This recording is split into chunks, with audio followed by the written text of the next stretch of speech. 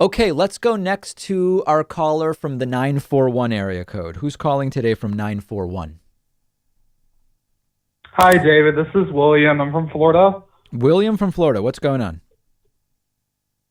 Hi, David. I really like your show. I just wanted to put that out there for right now. Thank you. So my question's a little broader in spectrum. I've recently gotten into small government politics just because I work in substance abuse field and we get a lot of governmental funding and stuff like that. Now, William, And I'm I've sorry to seen interrupt you, over but do you mean small government as in small government conservatism, or just local politics? Do you mean? just local county Oh, politics got for it. the Okay. most Okay. part. Good. Yeah. Um, just mostly I've kind of had to just to learn where the money's coming from, where it's flowing from, stuff like that to help clients get resources and things like that. Yep. But one thing that I've noticed since the outbreak is a lot of that funding has kind of disappeared. And a lot of the resources, it seems like people don't know where their phones are. And I was wondering, do you think this is a direct correlation between what's going on in the larger terms politically with Trump and all those things? Do you think that these things can be related? I know that that's a very specific question. Well, listen, And for the most part, I realize I live in a red state. You know what I mean? the answer So, is probably like, different in every instance. So there's no question. If your question is funding to specific programs you're interested in being cut because of Trump, the answer would probably be, I have no idea unless we look into it specifically, and probably not. But where I think the more direct connection is that is not getting a lot of attention. There's a lot of talk about if people are unemployed, where do they get money to spend stuff in the economy? Small businesses need people coming in with money to spend. So we've got to get money to people either through unemployment or through stimulus.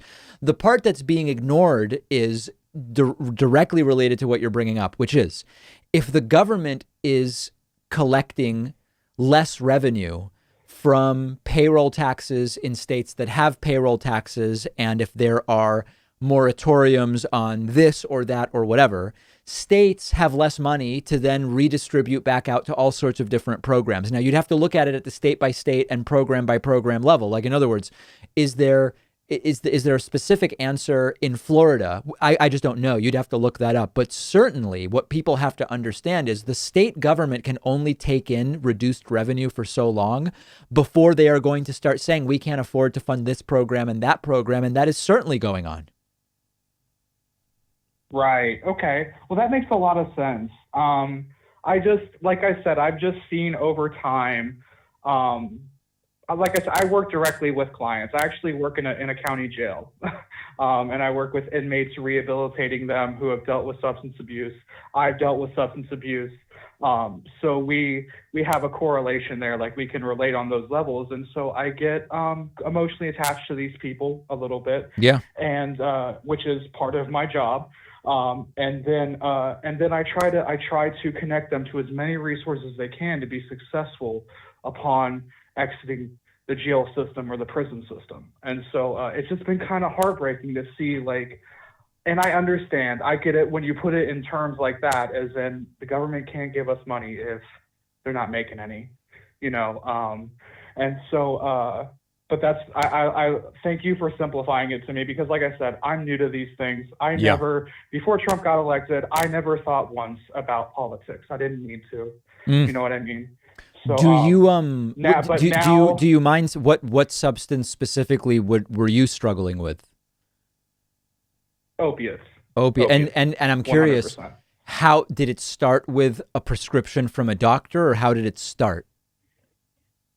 Yeah, I actually had I had a sports injury in high school, and Mm. I was prescribed Percocet, and I was a nerd in high school, so I pot I would freak out if I smoked it, but opiates were the first thing that I took that gave me that feeling of I don't have to think about my problems. It was Right. the absence of pain, so so that's where all of that came from, and it was right at the beginning. I'm 27 now. Yeah. It was right at the beginning of the opiate crisis. And so So with the legal that, prescription, you got hooked and then it continued after you no longer needed them for the injury. Oh yeah, the obsession had begun. That whole wheel started turning of, well, if this worked this way, if one is good, two is better, Yeah. right?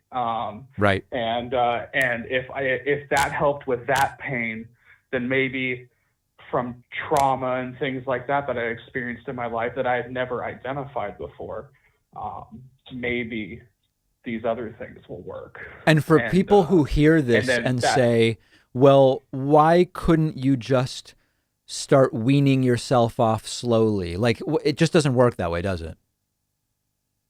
No, well, because you're not dealing with the drugs. It doesn't have anything to do with the drugs. The drugs are just the most highlighted part of the problem. Right. Right. Like, because we all experience vices in our life, whether it's with money or sex or power. You know what I mean?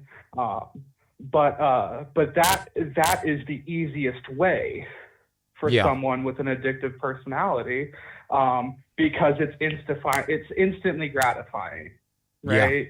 Yeah. Just like spending money on a pair of shoes that you didn't really want to begin with, right? You just wanted to hear that ka-ching sound. Yep. And so yeah, that's it's not as simple as just quit. But I understand why people say that, because explaining to addiction to a quote unquote, like, to a person who's never dealt with it is almost like explaining yellow to a blind person. Like, it's really difficult, even if they really want to understand, even if they love you or respect you.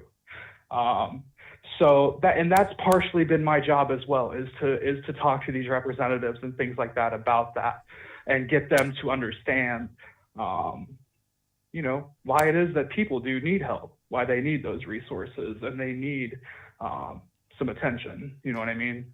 Absolutely. William, well said. Thank you so much for your time, David. Thank you for calling in. I appreciate it.